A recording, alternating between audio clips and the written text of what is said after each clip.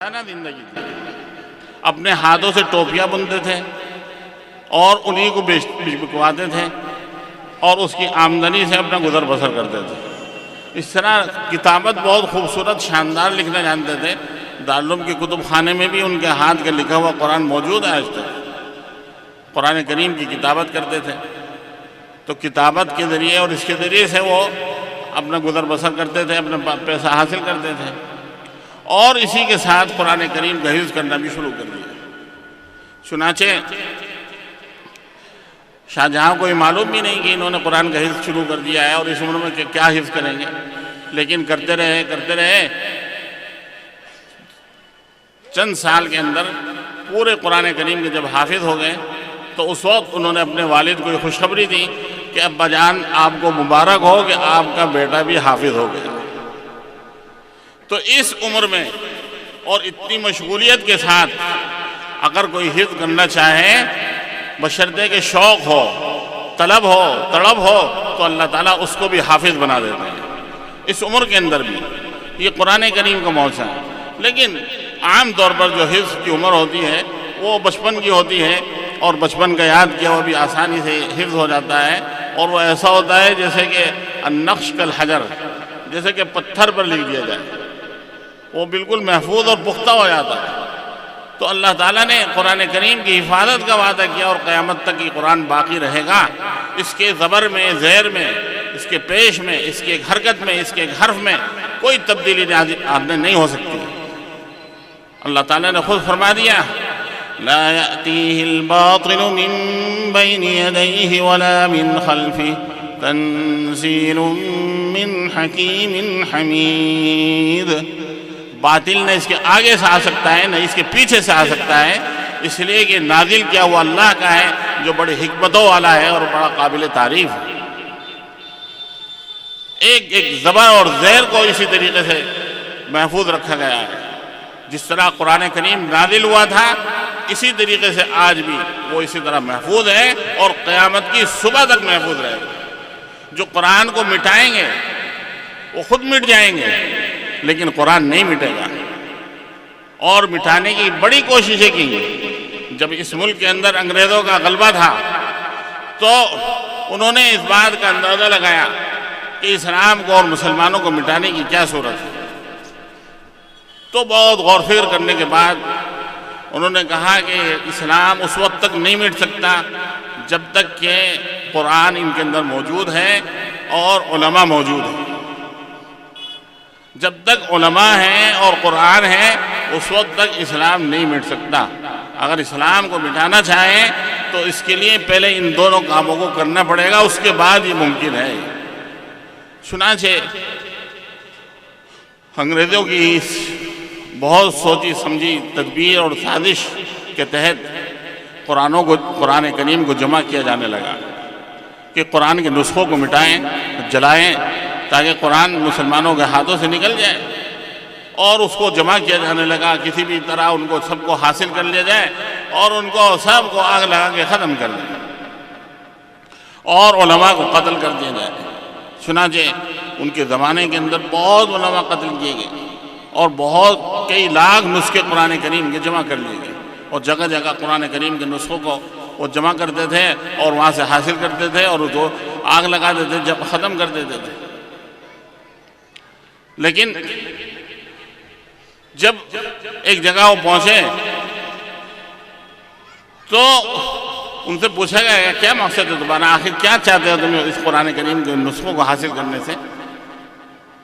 تو بڑی مشکل سے انہوں نے بتایا کہ ہم قرآن کریم کو چاہتے ہیں کہ ختم ہو جائے۔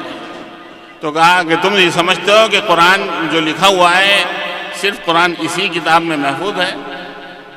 ایسا نہیں ہے۔ قرآن جتنا کتابوں میں لکھا ہوا ہے، جتنا اور ورق پر لکھا ہوا ہے، اس سے زیادہ یہ سینوں کے اندر محفوظ ہے۔ ایک بچے کو بلایا اور اس کے سامنے قرآن کریم پڑھنے کے لیے کہا، وہ بچہ فر فر پڑھتا چلا گیا۔ دوسرے کو بلایا، وہ بھی اسی طرح، اور ذرا کوئی غلطی ہو جاتی تو فوراً تیسرا بچہ اس کو ٹوک دیتا تھا۔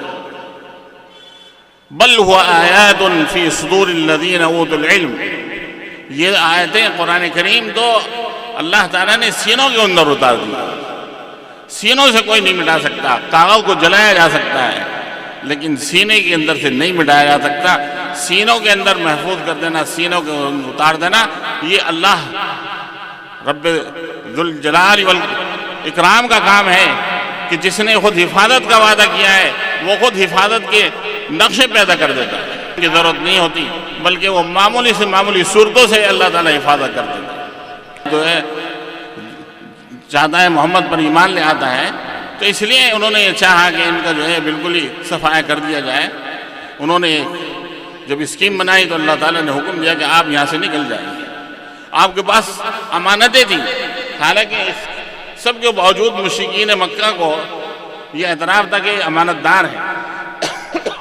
چنانچہ آپ کے پاس جو امانتیں تھیں آپ نے اس سب کے باوجود وہ ساری امانتیں حضرت علی کے سپرد کی اور اپنے بستر کے اوپر ان کو لٹایا اور بتایا کہ یہ ساری امانتیں جن جن کی ہیں ان کو پہنچا دینا، پھر تم بھی بعد میں آ جانا. اور نبی کریم علیہ السلام حضرت ابوبکر صدیق رضی اللہ تعالیٰ عنہ کے ساتھ ہجرت کے سفر پر نکل پڑے.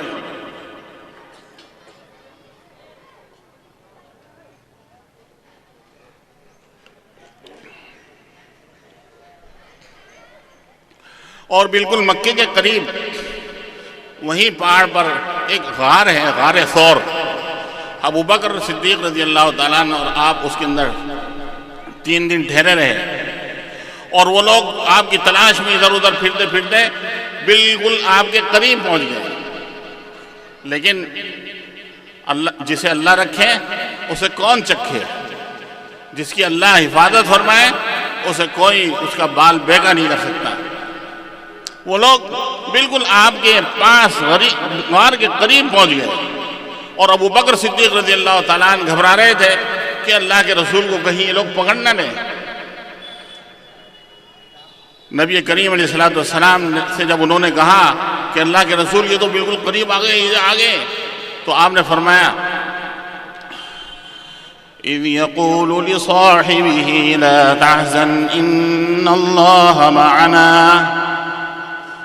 جب ابوبکر صدیق رضی اللہ تعالیٰ عنہ نے اپنی گھبراہٹ کا اظہار کیا تو اس بالکل خوفناک منظر اور خوفناک وقت میں بھی انتہائی آپ مطمئن تھے اور اپنے ساتھی سے فرماتے تھے.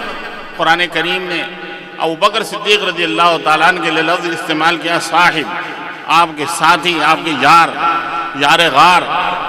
آپ نے ان سے فرمایا لا تحزن ان اللہ معنا، آپ غم مت کیجئے، آپ فکر مت کیجئے، اللہ ہمارے ساتھ ہے. اور جب اللہ ساتھ ہو تو پھر غم کرنے کی کیا بات ہے. چنانچہ غار کے پاس پہنچ چکے ہیں. اللہ تعالیٰ نے ان کی عقل پر پیسے پتھر ڈالے کہ وہیں جنگلی کبوتر نے انڈے دے دیے اور جو غار کا منہ تھا وہیں مکڑی نے جالا تن دیا. اور مکڑی کا جالا جب تن گیا تو وہ لوگ قریب میں آئے اور وہیں ایک کھڑا ہو کر پیشاب کر رہا تھا اور اس نے باقی کے لوگوں سے کہا کہ بھئی یہاں تو کوئی ہے نہیں، چلو واپس چلو. اس لیے کہ اگر یہاں وہ آتے تو یہ کبوتر اپنے انڈے کیسے دیتا ہے، تو کبوتر یہاں کیسے رہتا ہے، تو اڑ جاتا ہے، انسان کو دیکھ کے اڑ جاتے ہیں. اور یہ مکڑی کا جالا ہے، یہ تو جالا لگا ہوا ہے، اگر آتے تو جالا ٹوٹ جاتا. حالانکہ ان کی عقل میں یہ نہیں آیا ہو سکتا ہے کہ ان کے جانے کے بعد مکڑی کا جالا تنا ہو.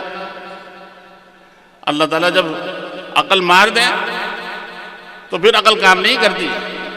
ہدہد کے بارے میں مشہور ہے، حضرت سلیمان علیہ السلام کے لشکر کو پانی وہ تلاش کر کے دیتا تھا اور نیچے زمین میں کہیں بھی پانی ہوتا تو بتا دیتا کہ پانی یہاں ہے، اتنا گہرا ہے.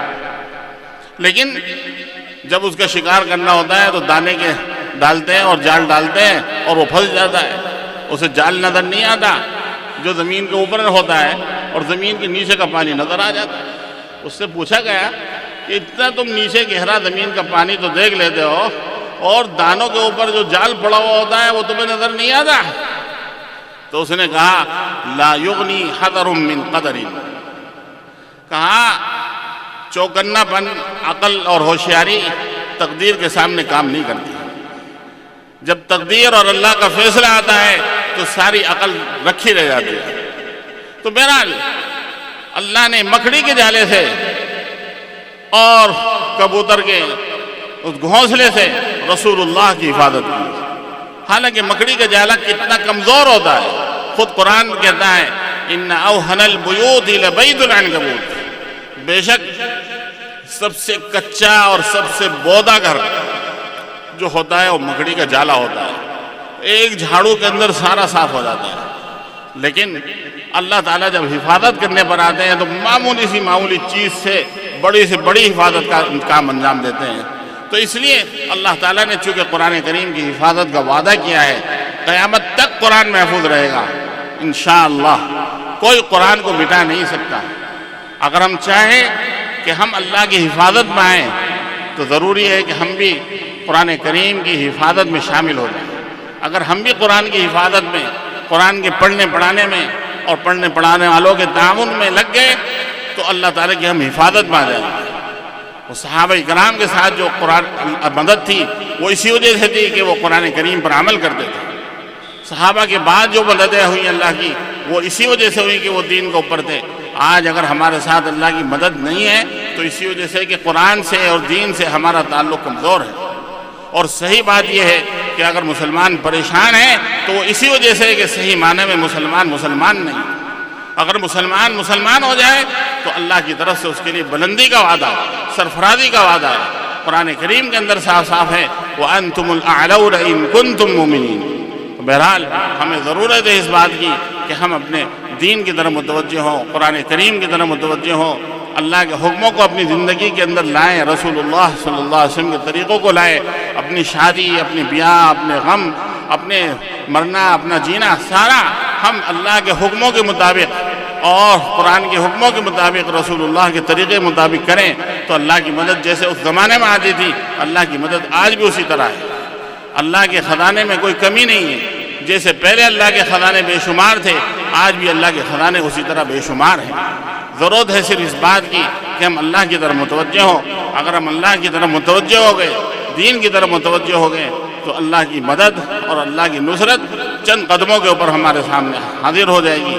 اللہ تعالی ہم سب کو قرآن کریم کی پڑھنے کی، پڑھانے کی طرف متوجہ فرمائے اور اس کی خدمت کرنے والوں کا تعاون کرنے کی ہمیں توفیق دے، ان سے محبت کی، ان کے ساتھ لگنے کی اور اس کام کو بڑھانے کی توفیق دے۔ اور اپنے بچوں کو، ہم سب کو چاہیے کہ ایک بچے کو چاہے وہ دنیاوی تعلیم حاصل کر رہا ہو یا کچھ بھی ہو، وہ قرآن کریم کی، دین کی تعلیم سے محروم نہ رہیں، اس لیے کہ دین ہی دنیا کے لیے بھی ضروری ہے اور آخرت کے لیے بھی ضروری ہے۔ اللہ تعالی ہم سب کو فہم سلیم عطا فرمائے۔ وآخر دعوانا ان الحمد للہ رب العالمین۔